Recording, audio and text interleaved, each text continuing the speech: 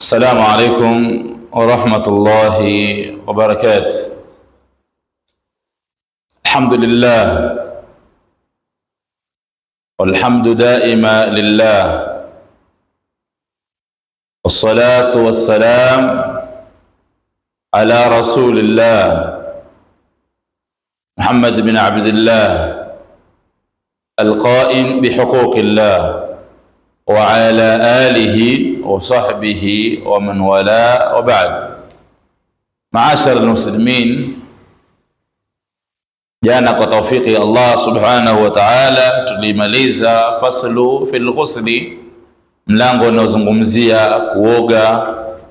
Tukaeleza namna gani lau muislamu atapatikana na majosho mawili ya lazima, lau yatakutana majosho mawili ya sunna, lau yatakutana majosho ya lazima na ya sunna ataoga vipi.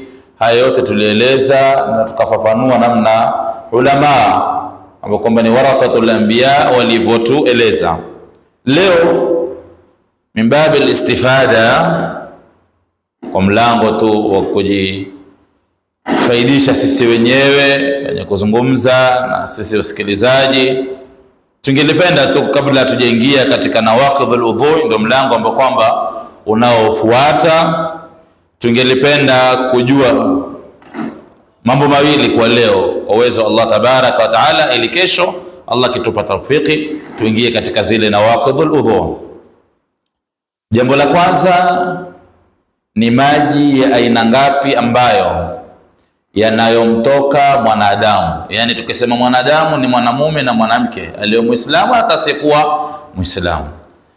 Lakini tutaona katika upande wetu sisi wa Kiislamu kwamba mwanadamu ni maji ya aina ngapi yanamtoka, na yanapomtoka maji kama haya yana hukumu gani katika sheria ya Kiislamu. Na jambo la pili tutaona leo kwamba kuna hikma gani mwanadamu huyu atakapotokwa na mkojo anaosha ile sehemu ambayo kwamba inayotoka mkojo.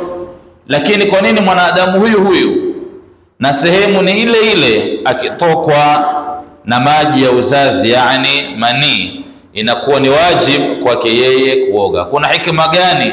Mtu akikojoa anaosha tu sehemu zake za siri, lakini akitokwa na maji ya uzazi inakuwa ni lazima mtu kama huyu aoge. Tutaona pia kuna hikma gani, kuna mafundisho gani katika Uislamu. Maashara almuslimin, maji yanayomtoka mwanadamu katika sehemu zake za siri, kama ulama wanavyotuambia, ni arba'atu anwa, ni maji sampuli 4 au ni maji ya aina 4 ambayo yanayotoka mwanadamu, mwanamume na mwanamke, katika sehemu zake za siri.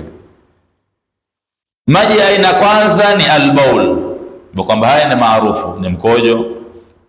Kisha kuna walwadhi, kuna maji yanaitwa wadi, walmadhi, na kuna maji yanaitwa madhi, walmani, na kuna maji yanayoitwa mani. Haya ni maji sampuli 4 yanayomtoka mwanadamu. Fa amma albaulu walwadi, sasa tunakwenda katika hukumu zake.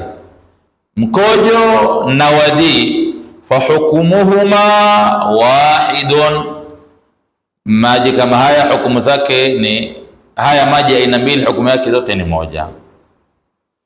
Mkojo ni maarufu, inayojulikana, kila mwanadamu anajua mkojo ni nini. Lakini wadi ni maji ambayo yanayomtoka mwanadamu wakati atakapomaliza kukojoa. Utakapokuwa unamaliza kukojoa, mkojo wako unamalizika mwisho, kuna maji fulani ambayo kwamba yanayokutoka, kiona maji yenyewe hayako safi kama vile mkojo, haya maji yanaitwa wadi, na hukumu yake ni kama vile hukumu ya mkojo. Yajibu tathhirul udhu minhuma. Sababu gani? Wanasema kwa sababu wadi ni maji ambayo kwamba ni meupe, hupatikana wakati wa kumalizika mkojo. Kwa hivyo inakuwa na hukumu ya ile ambayo kwamba ina hukumu ya mkojo. Kwa hivyo tumeona maji ya aina mbili ambayo kwamba yenye hukumu moja, nayo ni mkojo na wadi. Wadi tumesema inakutoka pale unapokuwa unamaliza kukojoa, na hukumu yake ni kama vile vile hukumu ya mkojo. Ama almadhi ni maji ambayo kwamba yanayotoka kwa sababu ya matamanio, na maji kama haya yanatoka min ghairi shu'urin bihi, ni tofauti na mani. Ni maji kweli yanayotoka kwa sababu inayosababisha ni sababu ya nini? Ya matamanio, shahwa, lakini yanatoka hata bighairi shu'uri, hata bila wewe mwenyewe kuhisi. Unashtukia tu unaona nguo yako ina maji maji, ukiangalia hivi maji yenyewe pia yanakuwa ni meupe, yako kama vile zile kamasi za mwanzo ambazo kwamba zinazomwanza mtu wakati anapokuwa na mafua, ndio haya maji yenyewe yanakuwa hivyo.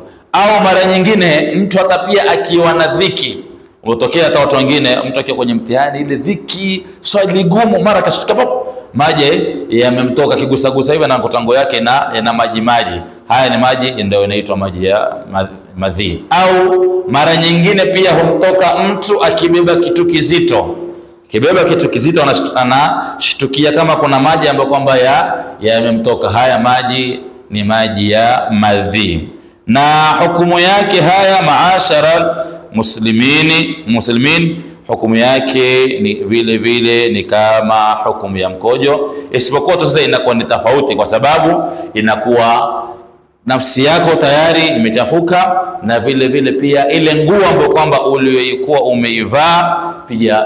Kwa hivyo itakuwa tunaosha sehemu mbili. Sehemu ya kwanza ni nguo uliyoivaa, tofauti na nini? Na wadi. Wadi maana yake kimalizika mkojo na yale maji yanafuatilia hapo hapo. Kwa hivyo kiosha mara moja inamalizika, lakini haya madhi ni kwamba yanatoka, nafsi yako tayari itakuwa imeshanajisika, na vile vile pia nini? Nguo yako ambayo uliokuwa umeivaa pia nayo imenajisika. Itakulazimu sasa uoshe nafsi yako, na vile vile itakulazimu pia uoshe ile nguo ambayo kwamba umeivaa, na hukumu yake ni najisi tu, kama vile najisi ya mkojo na kama vile najisi ya wadhi. Madhi, wadi na baul hukumu zake ni moja, hakuna hukumu ya kufanya nini? Ya kuoga.